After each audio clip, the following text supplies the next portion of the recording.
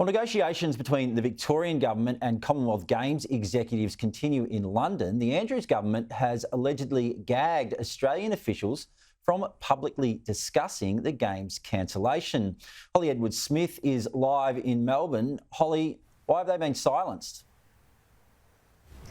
Well, Matt, the Herald Sun is this morning reporting that the Victorian government has effectively silenced Australian officials from the Commonwealth Games Federation in order to de-escalate the situation since they announced the cancellation of the 2026 Commonwealth Games on Tuesday.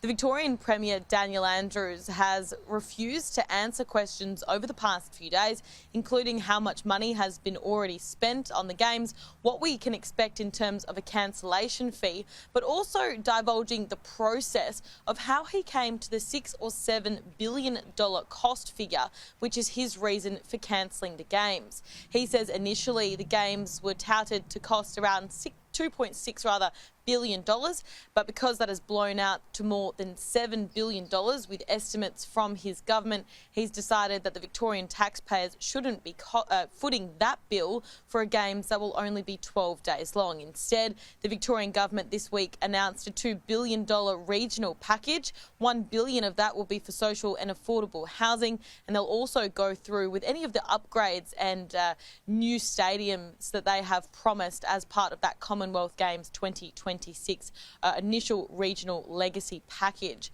The Victorian opposition leader John Pesutto will be holding a press conference this afternoon following on from sentiments and comments he's made throughout this week, including that someone needs to be held responsible. He's calling for the Commonwealth Games and Deputy Premier Jacinta Allen to lose her job over this debacle. He's also filed an investigation request with the Auditor General to answer some of those questions, including how much money has already been spent and what Victorian taxpayers can expect in terms of a cancellation fee.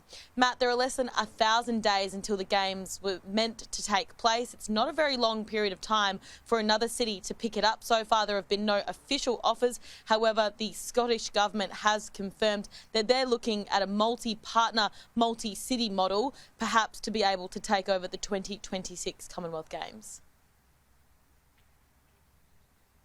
Yeah, certainly a race against time now. Thanks, Holly Edwards-Smith there in Melbourne.